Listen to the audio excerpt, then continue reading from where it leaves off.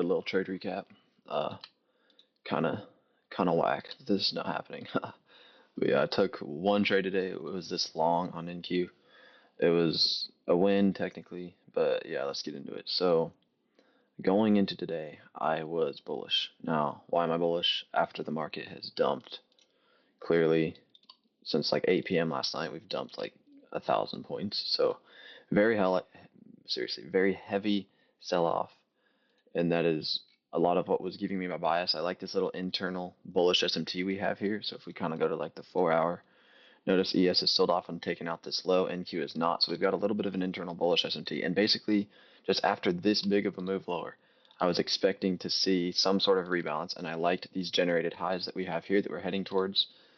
And I liked this internal model as well. So at market open, we immediately sell off here and we end up sweeping out all these lows. Now, this is exactly what you want to see. You want to see when you want to see a move higher, you want to see the market open lower, manipulate lower, and then look to take some sort of inverse to the upside, which is exactly what I ended up doing. So here on the 30-second, this is as you can see, we have this beautiful internal buy model here. Market opens on NQ here, we sell off, and as soon as this 30-second bearish imbalance opens up, like I kind of go out to the bigger time frame, and I'm like, okay, there's really not a whole lot of reason for price to go lower here because remember, this is an SMT with ES. ES has already taken out this internal sell side level, and the only real other place that NQ could be looking to potentially go would be this untapped 4 hour, but that was like way far below. This is like around 300 points below. So I was like, at this point in time, if we are going to get a rebalance like this, when we were right here, I was like, at this point in time, if we are going to get a rebalance higher, we should not go any lower than here. All right, like I don't see reason for price to go lower than here. I end up marking out this 30-second bearish imbalance here, and the market ends up getting displacement through this very nice. Now, I did not take my entry straight off this candle closure because I didn't like that fill. I mean, to top to the bottom was 120 points, and I was like, I just didn't really like it. So this ends up opening. We dip our toe, dip our toe, dip our toe. I just don't like this right here. Most of the time, we're going to get this right here. We're going to get that bigger rebalance. And that's kind of what I was waiting for. So when we finally we almost went up to the 15-minute, which was my like main TP. This is the main spot I was looking at. Now, obviously, I recognize we can go here, we can go here, which is clearly what we're doing. But just the trader I am, I like to take what's very obvious. I like to take the low-hanging fruit. And I also, like I said, when I got onto the 30-second, this immediately caught my eye right here. This is a beautiful internal market maker buy model. And these are just the trades that I'm just very confident in. I love taking these. So kind of basically what happens, market ends up coming back down. And once we sweep this internal low, I zoom into the 15-second and I see us holding OTE of this bullish price like here, like very nicely. So notice we get that rebalance, we hold OTE, and then we end up getting bought up again. Now I take my entry in this 15-second bullish fair value gap right here. So that is where I end up going long. On this candle, I've got my stop at the low, and I'm looking for the 15-minute fair value gap and the 5-minute fair value gap. Now, we get that move to the 15-minute, and I move my stop from the low to break even. Now, as you can see, I would have never ended up getting stopped out had I just kept this, but I don't, like, to be honest, I basically just saw that the bigger time frames were extremely bearish, obviously.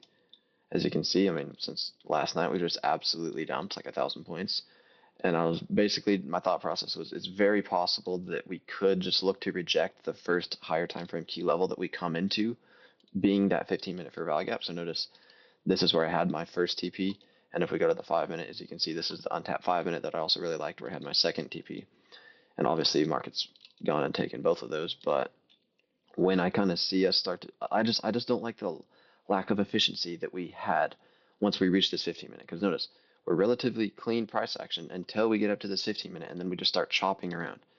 And I think it was like after we got like this big wick lower, then we just like started to trade higher. It was around like right here that I just ended up closing my position. And I was like, okay, I don't like this chop here. I feel like if we were going to get a move higher, we should get a clean move, which obviously ended up happening here. So kind of annoying on there. Now, I'm not going to lie, I would not have held it to this high. Once again, like I said, there's nothing wrong with holding it to this high. That market absolutely can and clearly did end up going here. But this was as high as I was looking, was this untapped 5-minute. I wasn't interested in anything up here because this is the last thing that I was like extremely confident that the market was going to go take. Now, obviously, I'm not going to lie, I kind of broke my rules today because I didn't just trust the model. I should have let it just play out. I should have just kept my stop at break even because once we reached the 15-minute, here, which was my first TP, I moved my stop from this low to break even, and notice the market never takes me out. So I should have just trusted the model. I should have just let it play out, and it would have been like at least twice as much as I ended up making on these three accounts. But I mean, still a good model, and yeah, just something I can journal. Just trust your model. Trust the reason that you entered the trade in the first place, right? Like you can't necessarily just close trades just because you're thinking like, oh, this might go against me. Like if the model's still there, the model's still there. And what I ended up noticing is look at the 1 minute.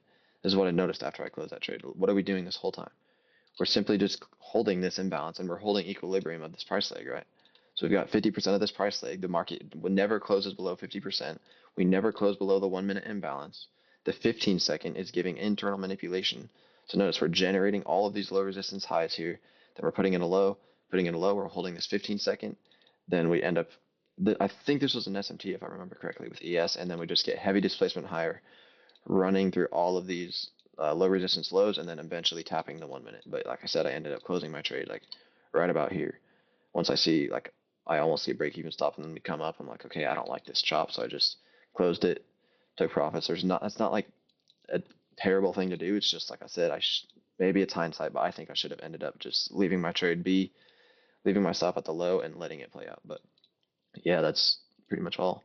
Not really too much to go over. Like I said, I mean, this is a beautiful internal model here. Market maker buy model. We're generating buy side liquidity. We're selling off.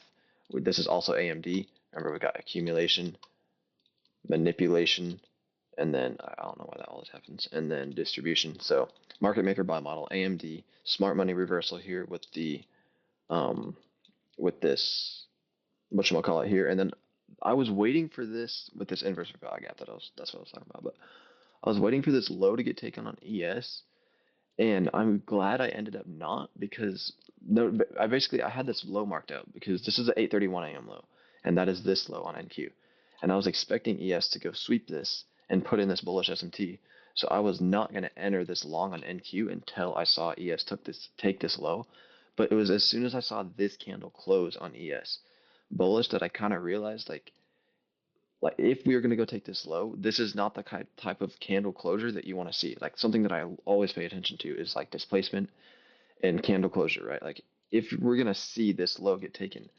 this should have like a very large upper wick, and then we should go like to look to CSL. If we're closing a very obvious bullish candle, it's unlikely that right now, at least, we're going to go take this low. So when I see this candle close, I see this next one open, manipulate lower, so power of three, and then we just start to get heavy displacement. There was also a 30-second inverse right here. I was like, yeah, it's obvious to me that ES is not going to go take this low. And this is also, like, as you can see, a very beautiful internal sell model on ES. And we also have just recently swept out London low. So that's another thing that I really liked is notice ES opens. We sell off. I had this 4 hour marked out if we maybe wanted to come in here. We didn't end up doing that. But we get this initial move lower, market sells off, we hold OTE of this price leg, and then like I said, there was this 30-second inverse, heavy displacement up on ES, and this is a beautiful internal buy model with buy side of the curve here towards the untapped 15-minute for value gap, and then yeah, both assets kind of just yeah, wow. I mean, what a trade this would have been had I held. But yeah, it's all good. This model ends up playing out though very nicely, and after this, I mean, maybe we end up getting like some crazy move higher like towards these untapped imbalances, but I feel like it's more likely that we probably just chop around.